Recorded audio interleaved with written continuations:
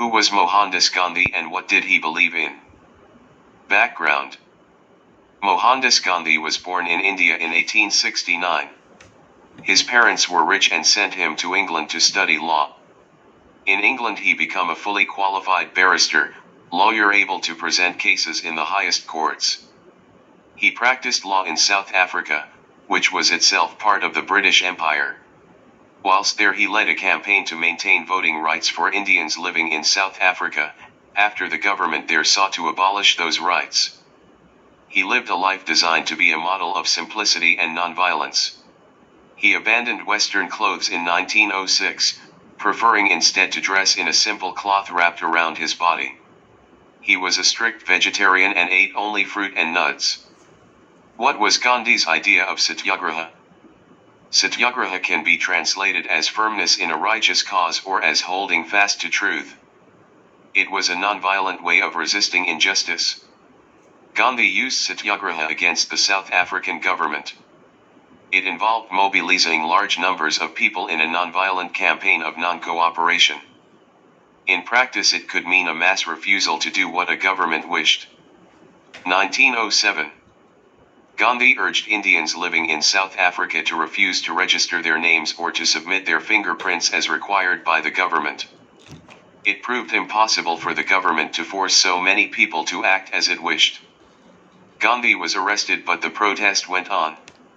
1908. He led thousands of Indians in South Africa over the border into the Transvaal, an area of the country forbidden to them. The South African government began to arrest people but very soon the jails began to fill. Gandhi was arrested but still the Indians crossed into the Transvaal. Satyagraha proved remarkably effective in South Africa and Indians retained their voting rights.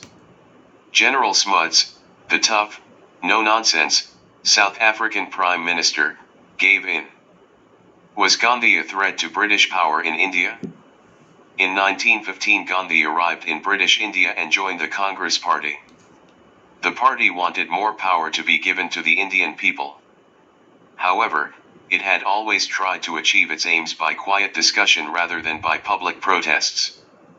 The British authorities in India commissioned the Bombay Police Force to investigate Gandhi and assess the threat he posed to British rule. Their conclusion was that Gandhi was a harmless eccentric who posed no real threat. It was easy to see why they dismissed him as no threat. The tiny figure dressed in a loincloth seemed eccentric to Indians as well as to Westerners. He could not possibly be any sort of real threat to the British Raj in India, an organization 158 years old supported by 250,000 soldiers of the Indian Army, numerous Indian princes and the might of the British government itself.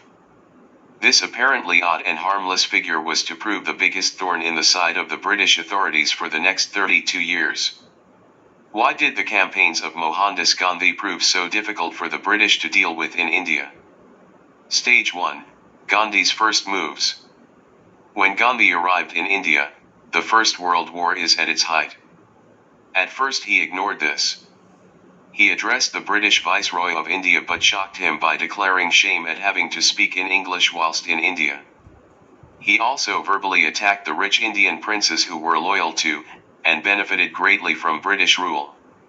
Many princes were deeply offended and walked out. He then began a satyagraha campaign to help poor Indian peasants in the district of Bihar. This was more a protest against conditions than against the British, but it did involve Gandhi encouraging Indians to refuse to pay taxes. In 1917, surprisingly, Gandhi joined a campaign organized by the British Viceroy to persuade ordinary Indians to join the army and help the British on the battlefields of France against the Germans. He personally toured the Indian district of Kedah in support of the campaign. Gandhi at this time appears to have believed that, although the British Empire was far from perfect, it had by and large been a force for good in India. He therefore saw the duty of every Indian to help the empire in its hour of need. Many thousands of Indians fought and died in the service of the British Empire. Stage 2. Gandhi turns against British rule. The end of the First World War seemed to hold great promise for India. She had been invited to the Versailles Peace Conference as a separate power in her own right. Also, towards the end of the war, the Montagu Declaration had promised increased participation in the government and justice system of India for Indian people. However, this promise was dashed by two events in the immediate period after the war, the Rowlatt Acts and the Amritsar massacre. The Rowlatt Acts.